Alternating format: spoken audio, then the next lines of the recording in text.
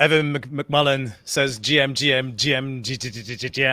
Good. Well, she's from disco.xyz. Evan, welcome to the show. This is the Open Metaverse show on the Defiant. How are you? I am doing fabulous, Robin. Thank you so much for having me. It's another beautiful day in the metaverse. Is it? I'm just in my regular studio. Are you in the metaverse right now? Absolutely. In fact, I think all of us are right now. Oh, you think it's a simulation? Absolutely. So, well, actually, let me provide a little more detail. So, at Disco, we believe that the metaverse is your ability to show up in any digital or physical environment and receive a personalized experience as a result of the parts of yourself that you choose to share. So, our definition of the metaverse is definitely not hanging out inside of someone else's website with an iPad strapped to your face. Well, that's a lot to unpack right there. Let's go back to first principles. Tell us who you are. Tell us who you work for. What have you founded? What's your pitch? So my name is Evan McMullen, and I am calling in from beautiful Williamsburg, Brooklyn. And I am so proud to be today representing the Disco team. So at Disco, we are the purveyors of fine data backpacks, and we provide your identity for the metaverse. So in the same way that you can own and control tokens and NFTs with private keys, we allow you to own and control the rest of the data that makes you, you, with those very same keys. Okay, so here it is, your data backpack. You must have thought long and hard about the right way to phrase this, because there are a few different identity solutions out there, but I never come across one that phrased it quite like that. Where did that come from? So it's actually kind of a funny story. Years ago, I saw a tweet from this investor, Fred. I think his last name is Ersom. I don't know how to pronounce it correctly. But anyway, he works at Paradigm. And he said years ago that Web3 wallets are like bottomless backpacks of data about you. And that tweet sat with me for a long time because it didn't quite feel right. Maybe for, wealthy investors, the only thing they need when they leave their house in the morning is their wallet because it contains everything they need to unlock the world around them. But for the rest of us who maybe need a jacket, some chapstick, a tampon, some notebook to take notes in, we need other stuff to go about our day. A wallet is not sufficient to provide all of the kinds of things that you're going to need for an adventure, at least in most cases. And so this is very true, not only in the party, but also in the protocol, that we are going to need more information about ourselves than just the money we have on hand if we want to solve more interesting coordination problems than treasury allocation in a collective setting. Yeah, I guess I see where you're coming from with that. I think a lot of people who are finding their feet in Web3 are probably surprised to the extent of which their activities, where they've been, the footprint they've left on Web3 can be used in a sense to unlock doors. And I guess in another sense to prevent them from accessing those doors at the same time. So how do you think all of this looks in, say, 10 years time, when we have, a huge amount more history behind us? What does the data backpack look like then? So I think it's a little more interesting to think about what our lives look like once we have data backpacks. So, in that period of time, in the next few years, let's say, I will invite you, Robin, to a disco at the Louvre in Paris. We're going to have a sweet party. And the only thing you're going to need when you get off your couch at home is your data backpack. So through the doors of your building, rideshare, airport security, border screenings, health screenings, all the way to the door of the VIP room where you're getting free drinks at the bar, because you should be able to move from one context to the next in the places where you are allowed to be without filling out arduous forms like I'm sure you did all last week at NFT NYC to go to parties, or without standing in lines where people in front of you aren't sure whether they have the credentials required to enter a given space or experience. And so, in the future, I think that we are not going to be filling out as many forms. We're not going to be waiting in as many lines. Onboarding will be a thing of the past because our environments will be able to be more responsive to our requirements. So to a degree, we kind of already have this. We can go to a website and log in with our email address, or we can use Google. We can use Facebook. Those logins are already there for us. So how is this different from that? So, in the environment that you describe where we live right now, we are farming data on behalf of Google so that we might more easily allow them to follow us from one platform to another. We don't have ownership and control over the data that gets shared about us in these interactions. In fact, we can't even see the totality of that information because it makes its way out to independent data brokerages and totally out of ecosystems like Google. And so the universal connectivity of our Web 2 identifiers, like our email addresses, is dictated by the parties who provide them, not by the people like us they represent. So what that means is that Google gets to decide which places you can, engage, how you might encounter new information or experiences. So it is far from open and permissionless. If we want to be able to have a good sense of who's interacting with our data, who knows about us, and take some opinion about how that information moves, then we need to be the custodians, the owners, the controllers of that information about us, instead of Google or Facebook owning the majority of that information and then just permitting us to use it when it's convenient for them. So in a very tangible sense, right now here in the United States, the consequences of the data that I create as a woman can be pretty far reaching, especially this week where my location data, my e-commerce browsing, my social media, my unencrypted chats, if I fail to deliver a baby as expected, if I get pregnant, all of those pieces of information can be used to prosecute me for crimes. And so that includes all of those surfaces that we just described, the ones where Google is providing a point of entry, where Facebook is providing an environment to interact. And so to preserve physical autonomy and physical safety, it is becoming increasingly urgent that we are aware of how our data is moving throughout the space. Yeah, there's that sense that if you know a lot about somebody, you can, in a sense, discriminate based on the data they provide, and it becomes an inhuman problem. It becomes, well, the computer says no, and that's it. Computer says no. One of my favorite memes. Yes, Yeah. absolutely. And so to that end, having global public availability for data that lacks context, that lacks contextual integrity, opens the door for discrimination that can be as unfettered in Web3 as it might be in Web2, where we already know that things like gender, race, socioeconomic status, and location can play a significant role in an individual's ability to get under collateralized loans, to be able to secure a job, to be able to get things like insurance. So this, you are the shining center of the party, reflect your identity to the world however you choose. That is about selective representation. How does it work on Disco? That's a great question. So that's exactly the concept, that you should be able to put the parts of yourself to the fore that are relevant in that environment and that you decide that you want to share. There's no reason to dox yourself unnecessarily, and there's no reason to overshare parts of yourself that aren't relevant to a given engagement. So on Disco, how this works is that within your data backpack, you hold pieces of information written about you, such as proofs of your DAO membership in good standing, proofs of your non-financial work, proofs of your ownership of other accounts like Twitter or Discord. And so when you interact with a given application, you can decide how much of that information you want to share, in what context.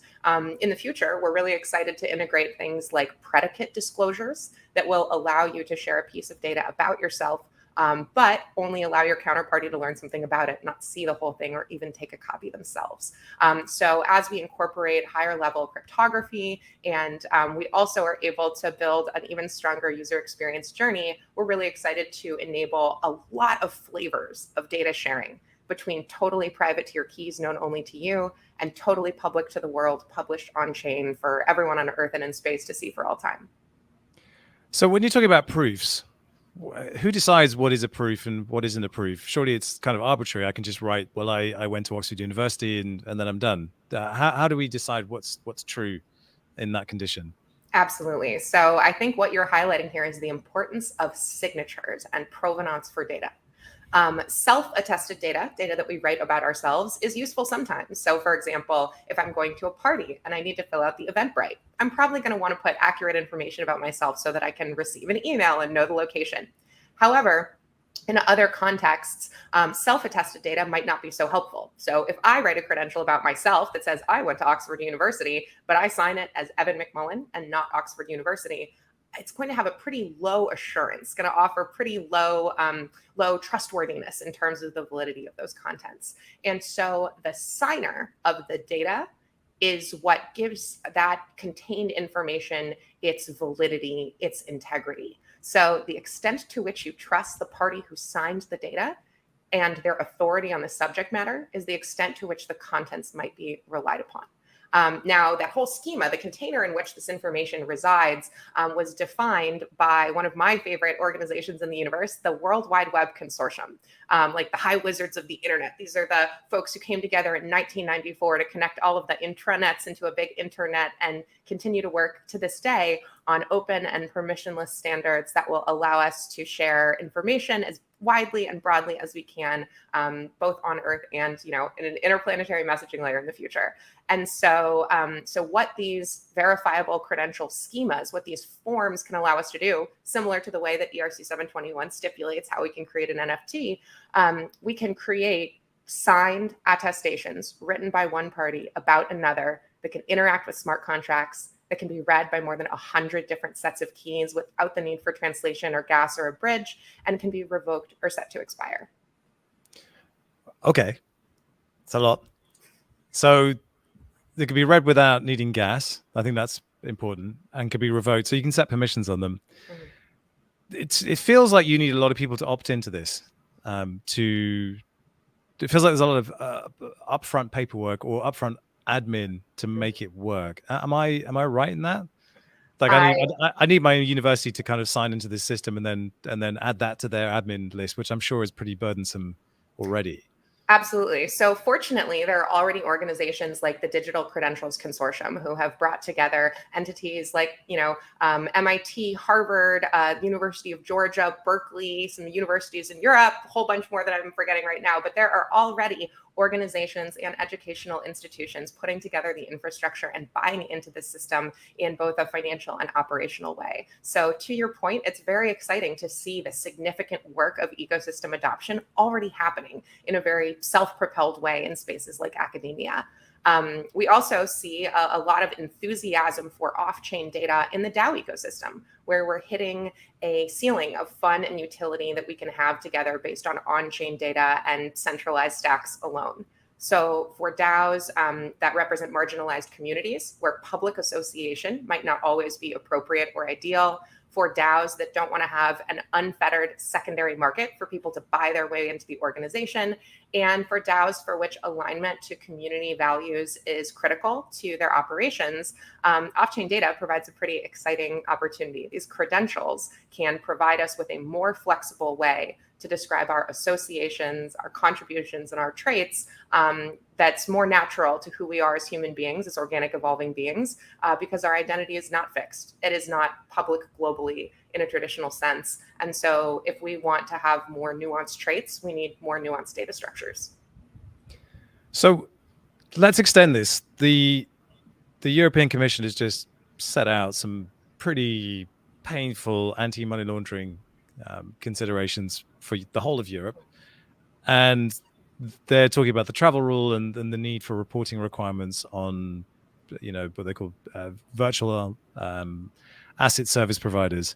How could Disco fit into all of that? Because I feel like there's all this stuff coming for crypto and hunting us down, and we have the solutions here already, but they want to kind of just create these honeypots of data about us and about information. Where could Disco fit into all of that?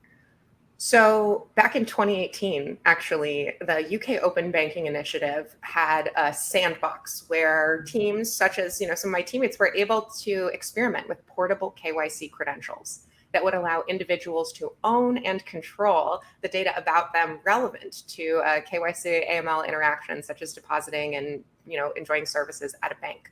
So such credentials would allow you to fill out a set of forms once, deposit funds, decide you don't like that bank, pull your funds out, pull your credential, go to another bank and start banking immediately.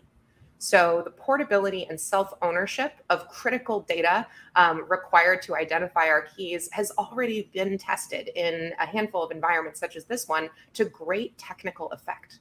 I think one of the challenges of this, this evolving ecosystem, especially in the EU, is around the switching costs and adoption of new technologies. So to your point, we already have some really great tools that can assist us to make this transition a little bit less painful and a little bit more decentralized.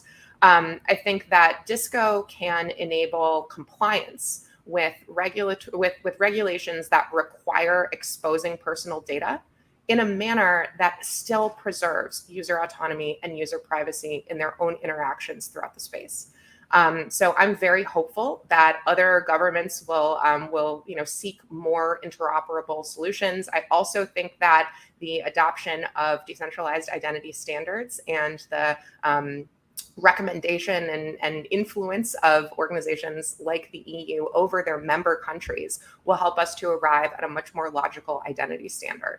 However, I have a lot of concern about creating a stratified future where only those with the resources to obtain appropriate documentation are able to participate in the majority of society. And so we need to start recognizing non-standard sources of credentials, of accountability, in order to be more inclusive, because already today, 30% of people who seek loans won't be able to secure them despite being qualified because they don't have the appropriate paperwork. Well, which means they're not qualified under the You're right, terms. actually. So they have the operational traits, but are failing in the documentation. Yeah, I was a freelance filmmaker for pretty much 10 years, and you try and get a mortgage if you're a freelance filmmaker. They just look at you and go, no. So I literally had to change my entire way of working. So I had a full-time job in order to get a mortgage. It took me a very long time, and it just felt so deeply upside down. But there you go. So we're talking specifically about DIDs, which sounds like a disease you pick up in Kavos on holiday after a few nights out. I'm not saying anything. It never happened to me. But what are DIDs? Why should we be concerned about them? And what do you specifically think is the most important thing about DIDs? So I think DIDs are the sexiest retrofit to any pre-existing technology that's ever existed. So, damn, that's a bold claim. Get some cold I know, water. big facts over here. Big Identity is sexy, everyone. Identity is sexy. Is really sexy. It is sexy to be yourself. It is cool to express yourself.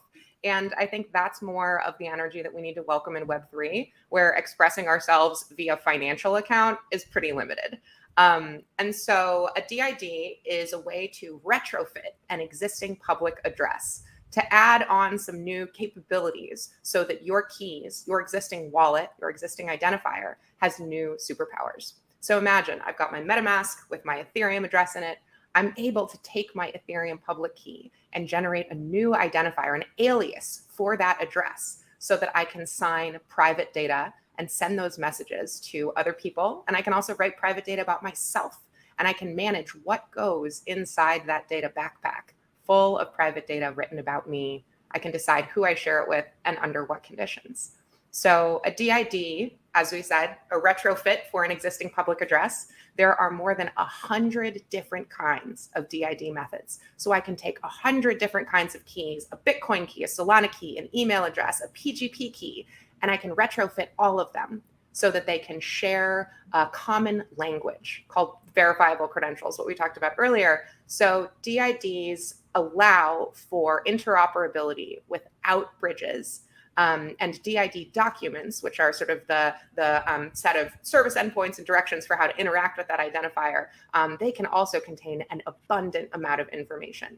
You can link one DID to another. You can make it really easy to find other information about your DID if you link those identifiers together. And perhaps the most interesting part of DIDs is that, so they're, it's a public address. You can sign messages from it. These are private instead of public, dissimilar to your Ethereum keys. But unlike your Ethereum keys or PGP keys, you can roll the keys if they are compromised. So DIDs allow you to create a new set of signing keys if yours become compromised or you lose them, or they represented a role that you are no longer embodying. How? I have to ask, how can you do this? So I think the easiest way to describe this would be to direct you to the W3C specs that detail, exactly the process for this, how a bunch of folks are approaching implementing this from an actual user experience perspective. But I think that the sort of simplest way to think about this is to consider DIDs not in the context of Web3, but in the context of interoperability. So, what does it mean for us to optimize for human interaction over protocol function? And so, when we kind of raise up a level in what we're doing, in the activities that we are conducting outside of the context of our own protocol, and we think about what is the easiest way for us to interact with data and with parties that are outside of our walled garden, outside of our Ethereum universe, then we're able to take advantage of an incredible amount of research and work from hundreds of teams all over the world for the last few decades that is not rooted in Web3, that is rooted more in cryptography, in identity research, in self-sovereignty. So I won't bore you with all of the technical details today, but I'm happy to provide some links that further detail some implementations. Okay, so I remember back in 2017, a hot ICO by the name of Civic came out. Then there was Self-Key, there was Sovereign. There were innumerable self-sovereign identity solutions that came on the market. And I've kind of lost track of all of them. But I do remember there being a Civic app, QR codes, and being kind of shocked at how simple and elegant it was. Why was there a need for Disco when there are so many solutions for this, or supposed solutions for this, already out there and already attempting to solve this? So many of the projects that you described, Robin, provided really helpful conjectures and early research and learning around how these experiences could go. What does it mean to own yourself in a decentralized ecosystem? But one of the initial hypotheses that did not pan out very well was the notion that people should pay to be themselves. And so the idea of a token that requires you to pay for your own existence means that some number of people will be priced out of their own identities. And at the disco, the dance floor is open for absolutely everybody. We think it is unethical to require people to pay for their own existence because you have been an expert in being Robin since the day you were born. In fact, you're probably the world's foremost expert. And so it seems silly for you to pay someone else for the privilege of being you. And so that's why Disco is free for users and always will be. And we have a whole bunch of other opportunities to generate revenue and create value throughout the ecosystem that don't require us to put the burden of initial cost on end users. You talk about generating revenue there. I'm presuming this is sort of more like a platform play where you can build on top. Any idea what that might look like? So one of the challenges in Web3 that we're really excited to tackle with our partners is the fact that there is no app store. There is no welcome mat. The Apple App Store once, got in a tiff with MetaMask because MetaMask used to have an app store inside of their browser that would lead users into initial experiences that made sense once they had their keys.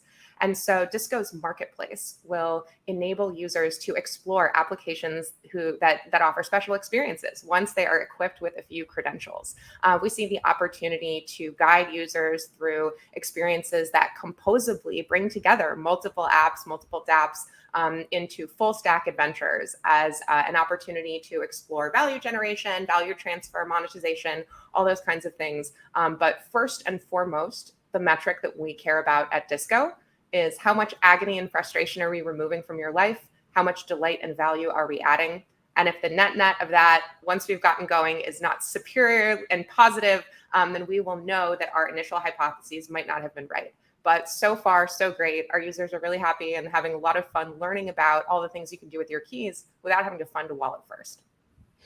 So what kind of credentials can you issue on Disco? What kind of things can I set up, for instance? So we are starting off by enabling credentials of membership in good standing to a few of the DAOs in our ecosystem that we work with very closely, specifically Boys Club and SheFi. So after them, we'll roll into a variety of other DAOs and ecosystems. But to start, these membership credentials in good standing allow members of these DAOs to take custody of these membership proofs and then bring those proofs with them elsewhere, whether it be into physical spaces, showing their proof to get into an event, into Web2 experiences, providing this proof to get access to merchandise, discounts, tickets, and content, or whether in Web3. So we're excited in the future to enable smart contracts that have unlocks or access control as enabled by credentials. But in terms of the kind of data that you can capture in a verifiable credential, the rule that I like to think about is if you don't have a double spend problem and you don't require global public availability in perpetuity, then your data is probably a good candidate for a credential and not the blockchain. And so in that context, anything that you can put in a file, you can put in a credential. Pictures, videos, keys, other credentials. And so this gives us a very flexible substrate. So I'm basically anything is what you're saying. Basically anything can be mapped in this way to your DID. Exactly. A verifiable credential is just a JSON blob. So it doesn't take an opinion about what's inside of it in the same way that you could put anything you want into a PDF. And so this gives us a lot of emergence potential. We can append videos, we can append imagery, we can append other keys, permissions, proofs of our past activities, whether it's showing up at a party, participating in a Discord stage, or tuning into this very live stream. And so when we start to think about how we can capture our data exhaust, our proofs of non-financial work, then we can start to describe ourselves in Web3 in a manner that is beyond just, how many tokens we've accrued or what transactions we've participated in. Interesting. It's kind of linking in POAPs to a degree as well.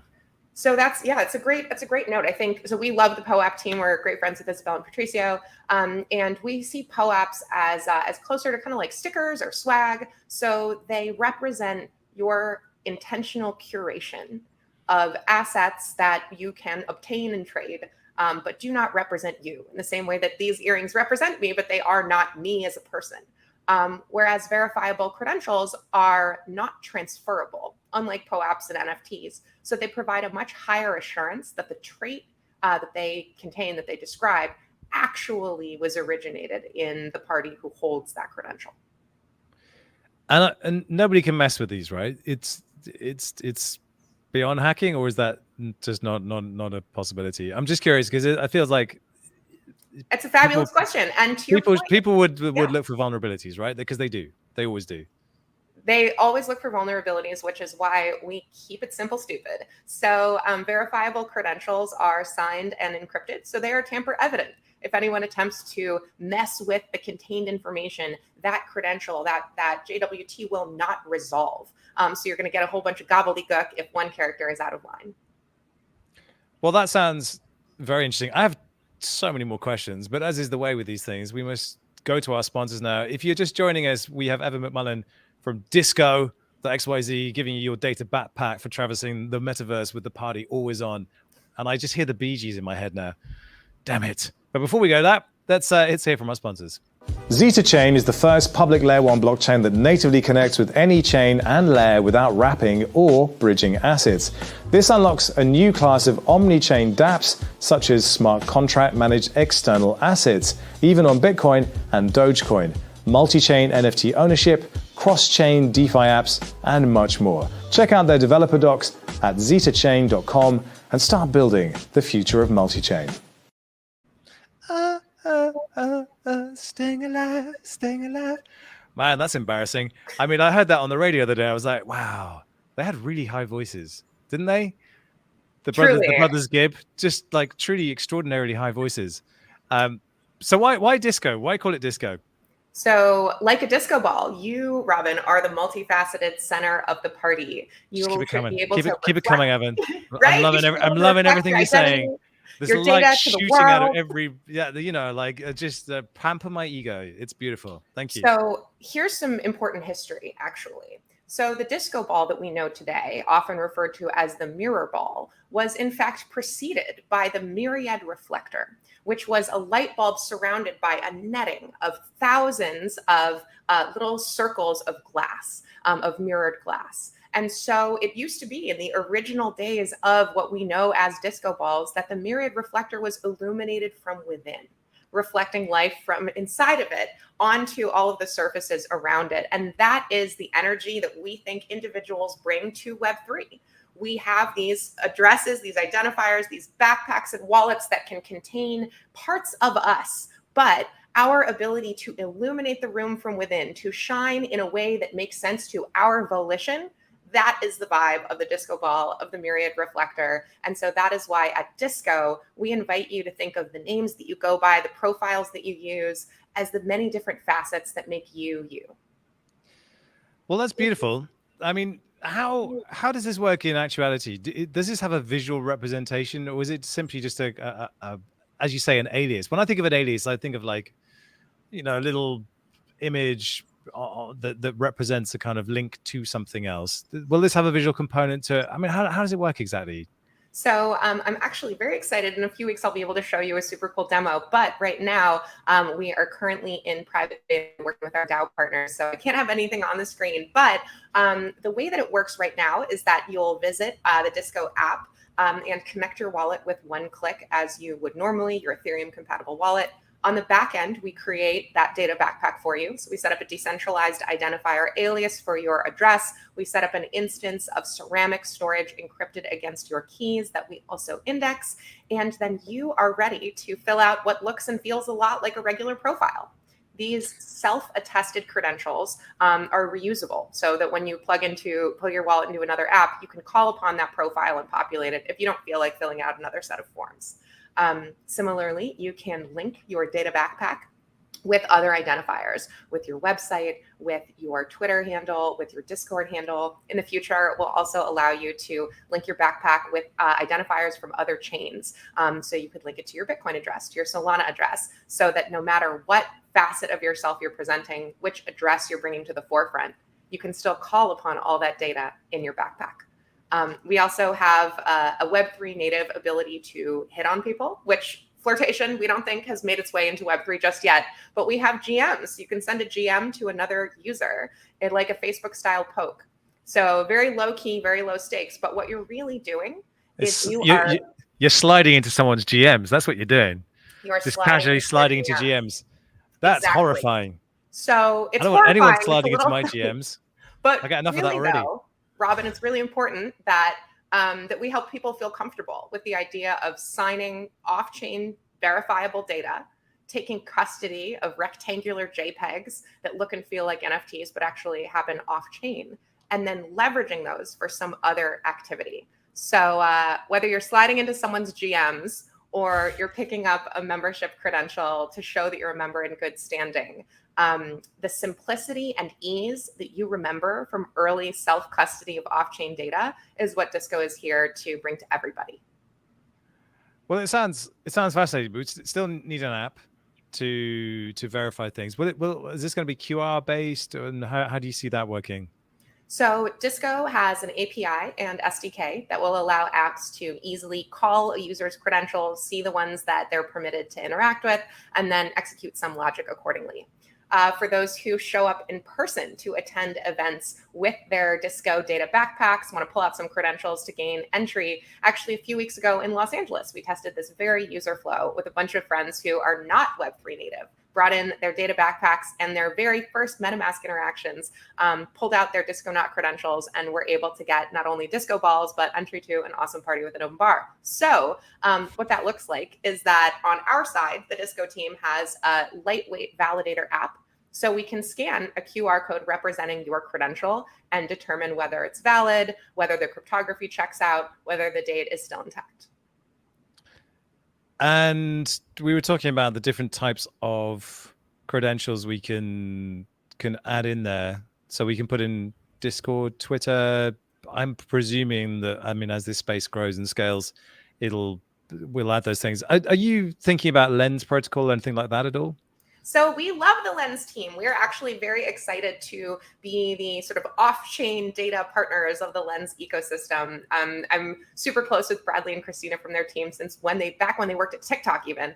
And so we definitely see an opportunity to combine your off-chain proofs and your private capabilities with the public presentation of yourself that you enjoy in the Lens ecosystem. So from private friends lists to private DMs to you probably wouldn't want to have an on-chain Tinder where all your right swipes are stored as NFTs for the world to see. And so for those instances, whether playing poker, trying to set up dates, or just interacting in a context that doesn't require publicity, we definitely think that verifiable credentials offer a really wonderful way to augment the Web3 social that's starting to come into the fore. Well, it's a long, slow game, that, isn't it? Because adoption is everything, and people won't come unless anybody's there. It's kind of this chicken and egg thing. So it feels like something terrible needs to happen for people to move en masse to these new platforms, for them to really gain traction. And I'm rooting for them to succeed, but I'm also skeptical because I think human beings are naturally apathetic. And they just want the smoothest, simplest thing possible that they already know that their friends use and that they can feel safe using because everybody else does, which is kind of sad in a way. But, I mean, if there's a party there and you're playing the best music and Tiesto turns up, then maybe, just maybe. I had a question regarding, for instance, here's an example, like Apple will refuse point blank to serve, for instance, the FBI any data on phones. So I suspect they probably have done so or have surrendered some data, but they make a big point out of it.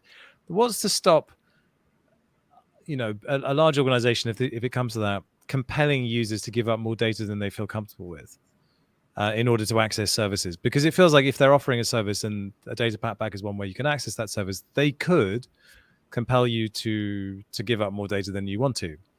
So we get to the same problem again. You see where I'm coming from? Absolutely. So Robin, I think what you're describing here is coercion. So there's coercion, and then in a little less extreme form, there's consent, where there can still be influence and pressure. And where we're trying to get to with Disco is mutual enthusiasm. So how can we create interactions where both parties are deriving significant value such that the form of their interaction is pretty optimal? And I think in instances where enterprises are gathering more and more data, it used to be that this was sort of the way of surveillance capitalism, that the more data that your application consumes, the more you might monetize it, the more you might mess with how close people think they are to their friends to buy more stuff. And that would be really great. But this approach is becoming increasingly costly and risky for enterprises.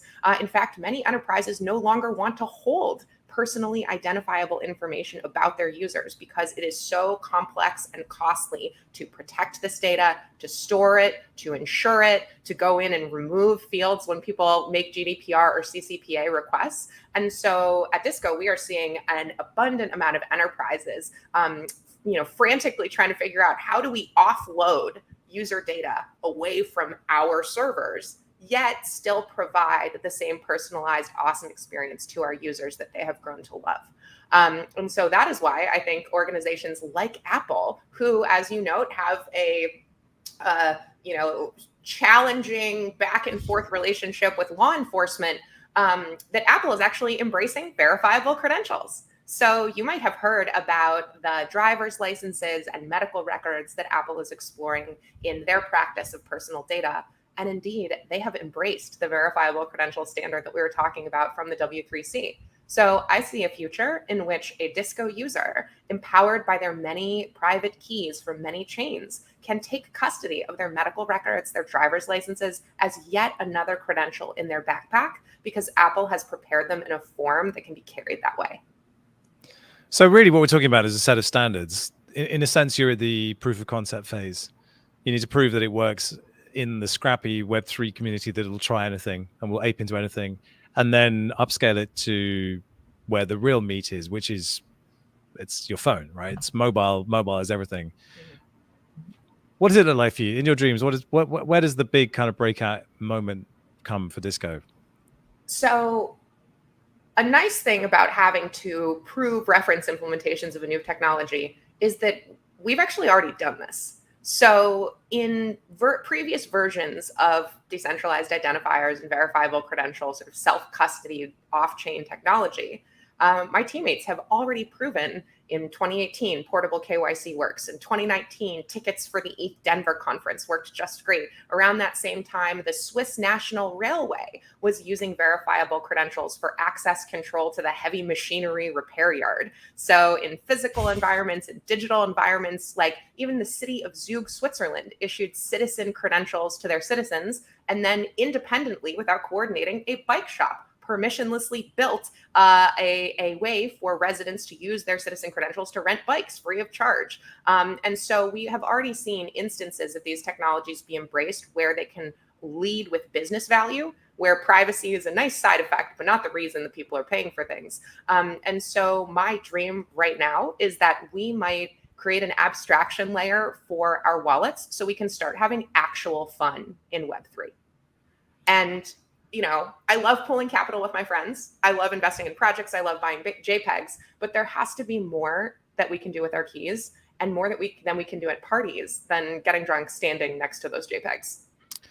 Well, I think the whole wallet experience in general is due a kind of major step forward, because I think a lot of people talk about the friction needed, you have to get past to get into crypto, but also the wallet experience itself is just kind of, it's very familiar in terms of financial applications, but it doesn't really represent the way that we navigate this space. And I've long been thinking about whether we could take the real estate in a MetaMask wallet and put a media player in there, so treat it like a Netflix environment. And we're exploring ways in which we could stream media directly to wallets, because the distribution problem is massive. But as you will know this already, there's an Ethereum user base, and it's enormous, and that's enough to bootstrap a user base for any application if you can get it at scale.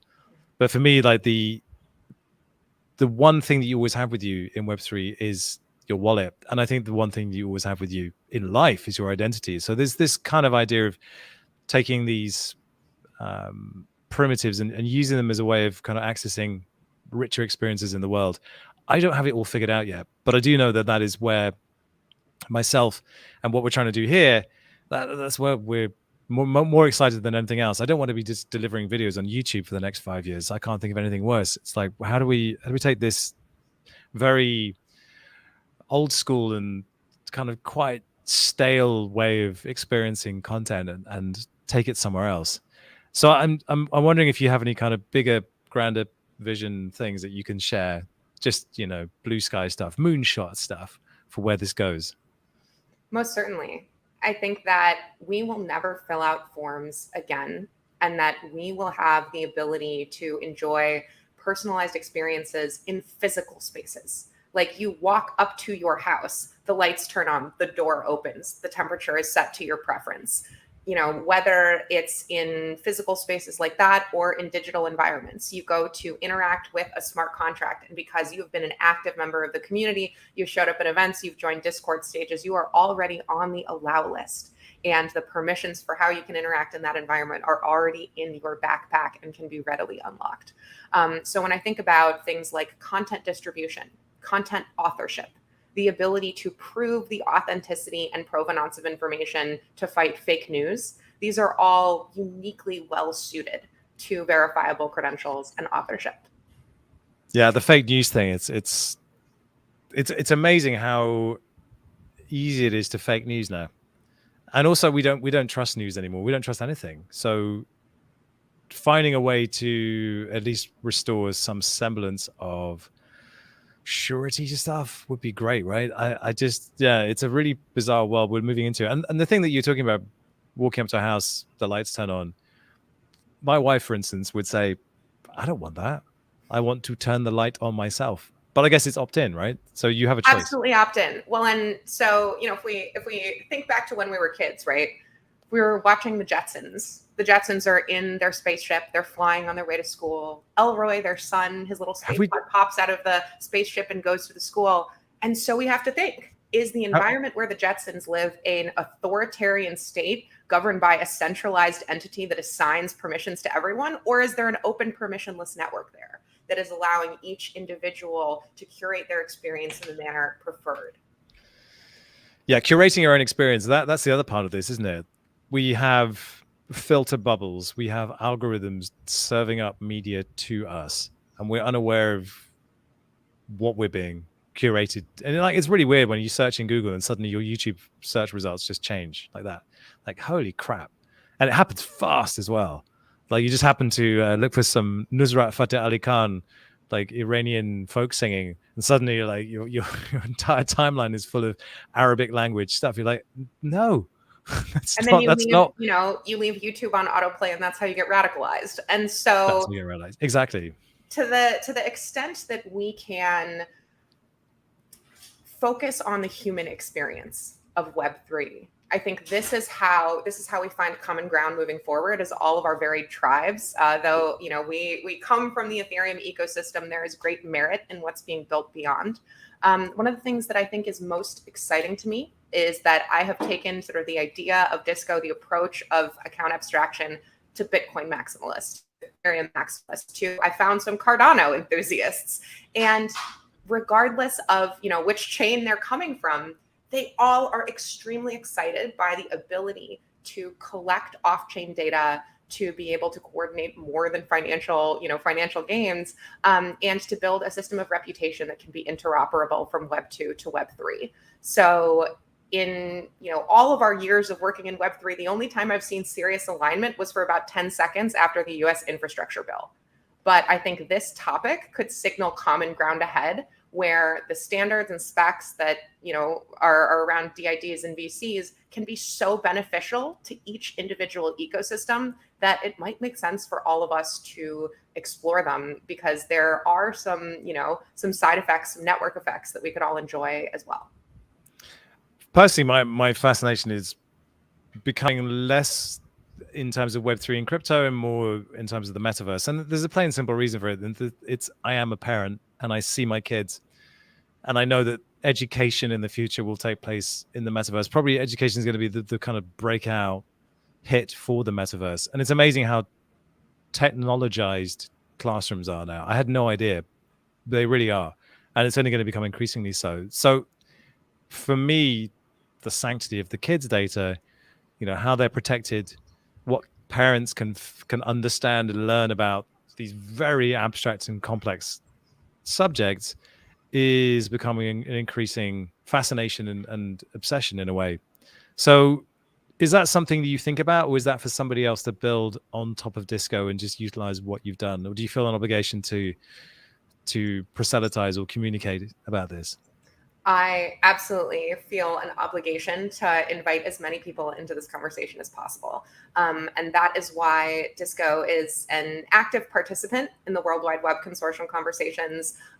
We are excited to be able to stand on the shoulders of giants and to bring together expertise from throughout the industry. And so that means thinking about our youngest users, our youngest learners, even students as young as 5 years old. So for example, some of our friends over at the Lego Foundation have built a learner wallet that allows students as young as 5 to complete educational modules, to take self-custody of the proofs of their achievement, and to bring that into a classroom context. So we've got, this stuff built out for students 5 to 12 years old who can already enjoy verifiable credentials that can be read by a variety of other institutions. And then, as we talked about earlier, we even have the folks at Harvard and MIT working on this. So for the full life cycle of a student in the future, they will have the ability to own and control their achievements, whether or not they make it to that diploma, even down to a homework assignment by homework assignment or class by class basis. Yikes. I mean, it's amazing how deep the rabbit hole goes, but it's the generation that it's like just hitting their teens right now, maybe just hitting 10 years old, that's going to inherit all of this. You can really feel it. We're about 10 years off, like something really spectacular. I'm hearing that the Quest 2 will have Roblox on it. You should have seen my kids' faces. I mean, I limit their VR because they're young, but like for them, like Roblox every day, like, Daddy, can you play Roblox? Can we play Roblox? Can we play Minecraft? Like for them to go into VR, be playing Roblox, I'm terrified. Genuinely, I want to make good decisions here, and I'm also aware of the fact that we're some of the only people talking about this anywhere in the world, literally. So how do we kind of present this in a responsible way? How do we live it? because it's not enough to talk about it. We actually have to go in and use it. So for me, looking ahead, I'm thinking about, for instance, how to change the way our audience interacts with us. How, you were talking about maybe someone could have a credential for watching a video, but I'm really sort of focused on changing the nature of audience creator relationships and how audiences can become full-time fans. It's you could be a fan of someone, and I met a bunch of them in Ape Fest. It was ridiculous. I couldn't walk anywhere without someone wanting to take a picture with me. It's kind of embarrassing, really. Good thing you didn't come. It would have been very cringe for you. But I know those fans are out there, but I can't do anything with it. And I can't do anything for them. And it's not like I'm sort of Jesus handing out bread and fish. But I feel like there's an obligation on us to explore a different way of doing that. And I'm really, really, really, really keen to see where disco would fit into all of that. So if we took me as a case study, would you be able to give me an idea of how we might be able to fold that in or use it in some way? Oh my gosh, Robin, absolutely. I think about this all the time. So let's say the Defiant were to issue credentials to the earliest viewers of their videos or the most loyal viewers of their videos. Perhaps if they received a credential for creating content of their own, proofs of their attendance in Discord stages, this very live stream, proofs of acquaintance, having met you in person, proofs of promotion, having put up posters for your events, proofs of co-working for showing up and hanging out with Cami and Dumbo, proofs of participation for Defiant hackathons or content contests, proofs of curation for people making their favorite playlists out of the School of Block videos and other content that you've created. All of the non-financial actions, but even the financial ones too, but the non-financial ones are the ones not being tracked right now. All of the non-financial actions that a fan or enthusiast might do at home that could benefit the ecosystem and brand of Ryan's practice sorry. Oh my gosh. So anyway, what I mean here is that any activities that are valuable to your ecosystem can be captured in a verifiable credential and then leveraged for some future composable context at any time. So 5 years from now, if you decide you want to reward the people watching this particular live stream, you can do that. Interesting. Well, I've been looking at something like Sparkwave, where we can track Twitter and Discord activities, but this feels like it's a more, the roots of this sit deeper in the stack, in a sense. They're less surface. But I'm genuinely like exploring this stuff, thinking about it constantly. Like, how do I take a thing, verify it, and then disperse. Let's say, for instance, we did something like Fountain, which is an app where you listen to podcasts and you can disperse a certain amount of your sponsor revenue to your followers, but it's in Bitcoin, which is really interesting. I'd love to explore whether we can do something like that with video.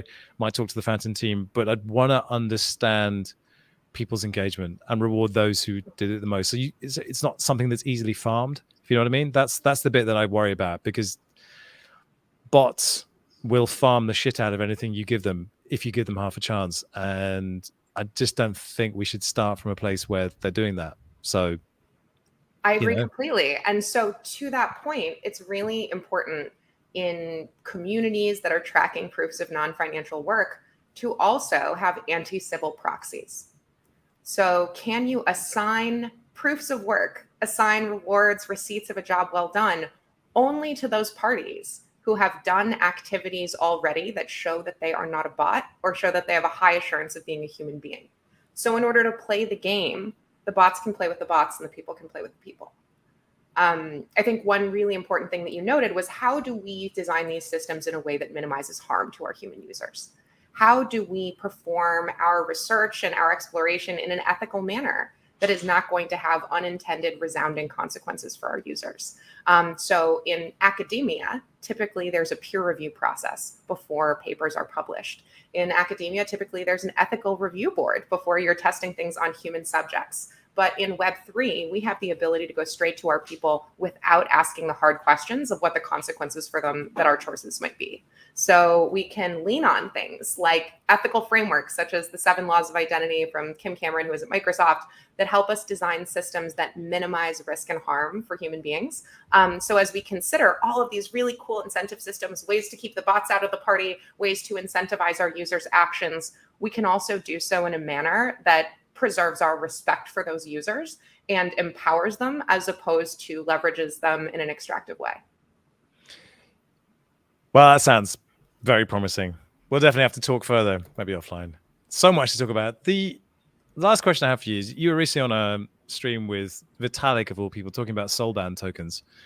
I'm not sure I'm sold on Soulbound tokens at this point. Do you have an opinion on them? Have you kind of spitballed it or thought it through? I know you have, but you're on with VB, Mr. Buterin himself. But where did you end up after all of that? So, because Soulbound tokens don't have a specific tech spec that folks are aligned around, it's a little challenging. But from what I understand, based on the blog post that Vitalik has shared and paper that he's co-authored and comments that his co-authors in public, I think that as long as Ethereum is not the only API upon which humanity relies, it would do us well to capture reputational data in a form that is maximally useful and minimally disclosed. So, I adore Vitalik. I think he's incredibly sharp. He's a lot of fun to hang out with, but I wouldn't say that I look to him as the world's foremost expert on social interaction. So when it comes to the future of human society, diplomatic. It's so diplomatic. That was beautiful. Society, I invite us to consider what research, peer-reviewed documentation, optimized ethical frameworks from the existing self-custodied identity ecosystem of many decades and hundreds of decentralized teams all over the world, where might we learn from them? And so my concern around the conjecture of Soulbound tokens really lies in the autonomy of our keys. What is it that we're trying to do here in Web3? We have no consent layer on our Web3 wallets, so we cannot control that which is incoming. That's why Vitalik had to end up with, billions of dollars of Shiba token. But the autonomy of our keys comes from our ability to jettison that which is unwanted, to demap tokens from our address that we don't care for, and to curate our presentation of self in that public and immutable space. So when we diminish our ability to remove mappings from our public address, we diminish the one plane of autonomy that we have with those keys. So if other folks are curating how my address presents in public, why did I bother managing these keys in the first place? So I think there's a lot of investigation and development to be done around this idea of modifying a non-transferable token. But I would invite us to look to 2015, 2016, 2017, when teams like BlockCerts began exploring what would it look like to put attestations of achievement on chain. And they determined through their research and work that was actually not a great idea, because there were all kinds of information leakages, all kinds of harm to human beings that happened.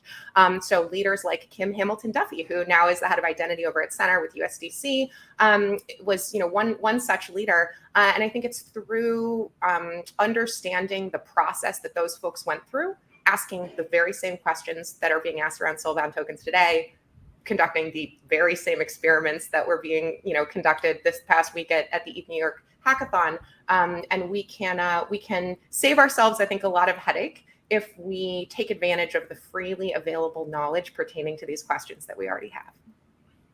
Well, I always put myself out there as someone who's willing to try anything and do anything for the greater entertainment of the people. So if there's an experiment to be done, I'm your guinea pig right here. And when it comes to the metaverse, I think someone's going to have to go out and like just get beaten up a lot in this space. I mean, I suspect it's going to be AR first and then it's VR, but I mean, we'll try. But I'm definitely excited to see how we might be able to bring that reputational credential, where you've been, what you've done, into an ecosystem that we can then kind of start returning some value back to people. And I have no idea how we're going to do it, but I know that I'm willing to give it a try. Evan, But I think this is our hour. So thank you so much for joining me on this very, very articulate and well argued, well presented protocol that you've built. I'm deeply impressed. So thank you so much for joining me today. I hope everyone who's listening got something good out of it. Thank you so much for having me, Robin. It was an absolute honor to join you guys at the Defiant, and I will see you in the metaverse. Absolutely. Well, if you have only just joined us, you've missed the whole thing. What were you doing? This was Evan McMullen from disco.xyz. Go check them out. They're doing something that I think pertains to all of us, and it's very rare that we get to say that. So thank you very much for joining me. And as usual, don't forget to subscribe, like, I don't know, I'm supposed to say some stuff here. Do it. You know what to do. I'll see you on the next one. Peace.